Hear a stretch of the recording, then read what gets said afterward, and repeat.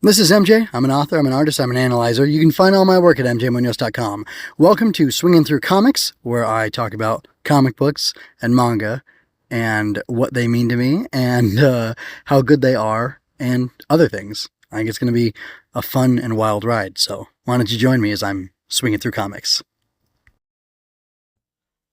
So I just finished Kamudo 1.2, and all in all, it was fantastic. So the whole chapter, point one and point two together, make a really great introduction, a really compelling story. We get lots of lore drops. We get lots of information about this world that we don't fully understand, that we're just getting into. It's super fascinating. I don't quite understand everything that's going on, but there's a lot of good starter information for people, well, for everybody who's just coming into this world of Kamudo, and it's really interesting. So we get the birth of Kamuna, who is the first human, or demi-human, I guess. He is the grandson of Elder Gara, and Elder Gara is the elder dragon priest, I called him in the previous discussion, who is communing with Lady Ryusui, who is the dragon goddess who had a large part in creating this world. And uh, this human child is born, and it's cool. There's this, so the wolf shows up, Shiguru. She shows up and starts talking to Lyseri, who is the little dragon girl who was selling a pot or something like that at the beginning of 1.1. And I believe directly her grandfather, Gara, told her, hey, stop the hard sell. This stuff sells itself. I got to go. I'm a bounce. I got to go, commune with Dragon God or Dragon Goddess. So, anyway, I believe that's their setup. And I don't think she's related to Kamuna, the baby who's born, who's going to be our hero, our almost titular hero, or nearly eponymous hero.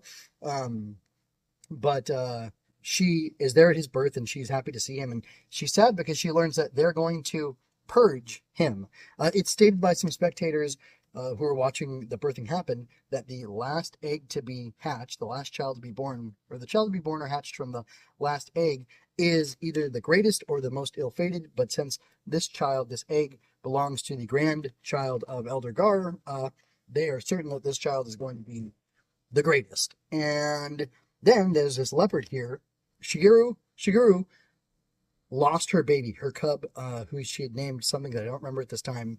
It's similar to hers, but not 100%. It's not something, it's like a Turu or something like that. Anyway, she lost her son, and Lyseri knows this, and Lyseri has known about this for some time, and she asks her if she's found her son, and she regrets it because there's a little character beat where Lyseri asks her about her son, and then regrets it because she doesn't have her son yet, and that's sad.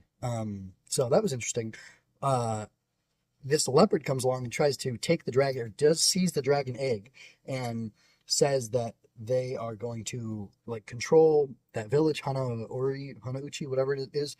Like they say, a dragon egg is so precious you can buy a whole country with it, and then the leopard saying that he or she's gonna buy that place, or take control of that place, basically hold it hostage. It sounds like, and threatens to smash the egg if they don't play, and then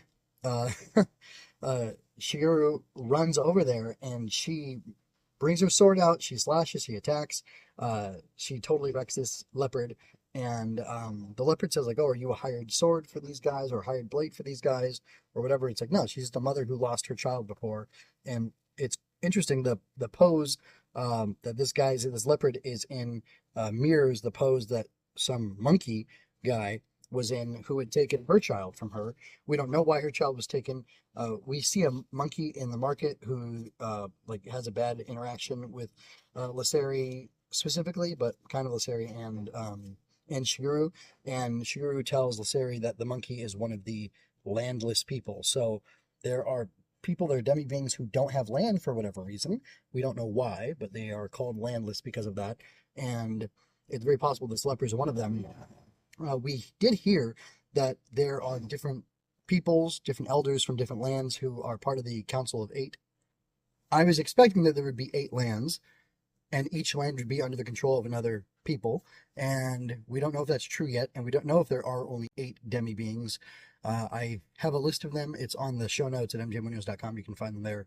It'll be, look for, go there and type in STC 085, and you should be able to find this pretty quickly, or it should be near the top, or you can just type in Kamudo, and you should find it pretty quickly. It'll be, the chapter 1.2 review. Anyway, so we don't really know what's going on yet, but we have a lot of promise for some great storytelling. Gaara has told the Council of 8 that Lady Ryusui will not be with them for long. She's dying. She's a beautiful, ornate dragon, like actual, full dragon being, not a demi being, not a dragon with 2 legs and 2 hands, or 2 arms and 2 legs. And she looks very different from this Chinese style dragon, this red dragon that Kamuna is seen fighting in the end, in the preview page, and also of the chapter 1.2, and then also in somewhere in chapter 1.1 they show like a full color splash page kind of thing of him facing down this dragon. The dragon actually reminds me a lot of the 3 dragons. They're like red, blue, and yellow, or gold or something, that are in Shotaro Ishinomori's Link to the Past Nintendo Power manga adaptation of that game. Or is it? Yeah, his Link to the Past. Anyway, where's the Link to Link? I'm pretty sure it's a Link to the Past, and the first chapter is Awakening. Anyway, so I wonder if Himekawa's kind of referencing that, or if they're just using a similar type of dragon, or what. I don't know.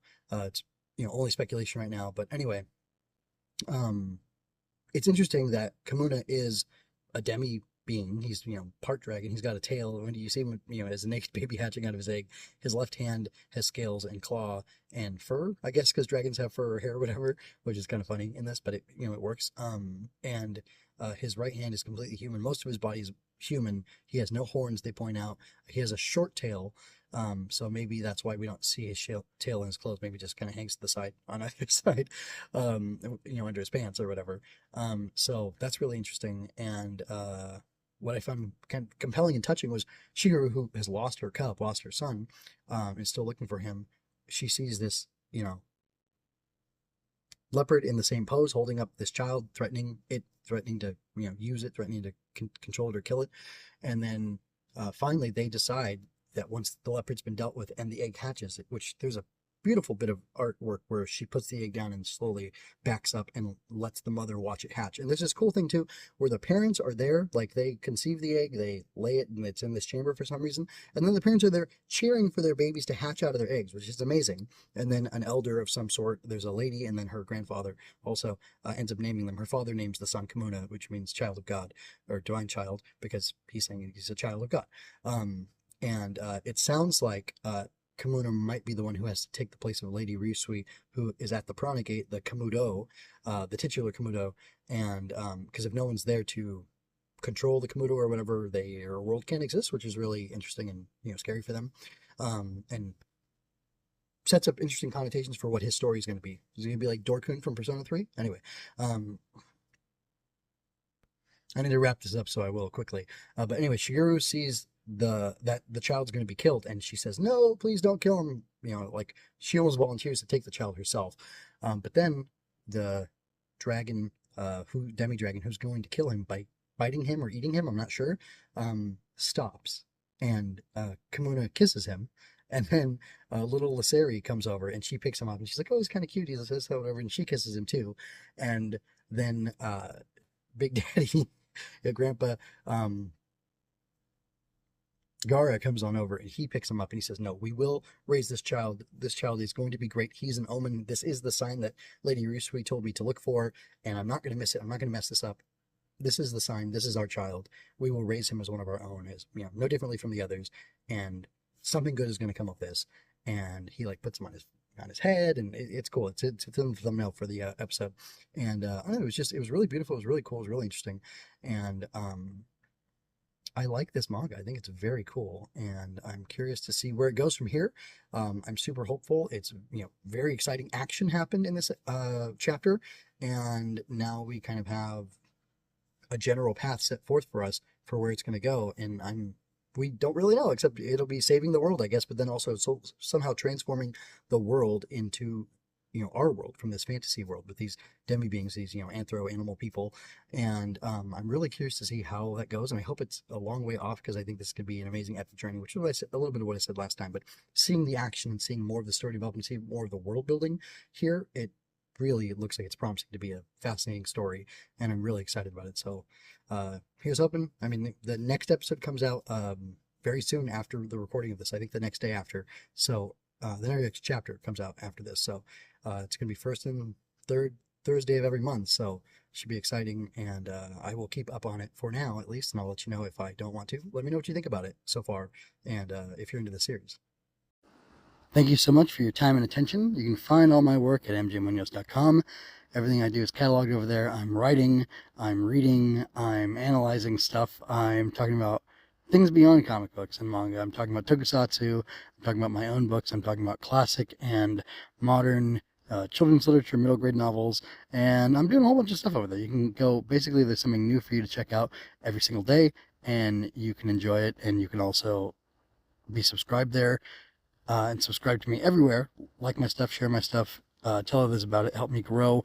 Help me grow my channel, help me grow my platform out here in the world, where I'm trying to talk about stories that I value and write stories that people will value as well.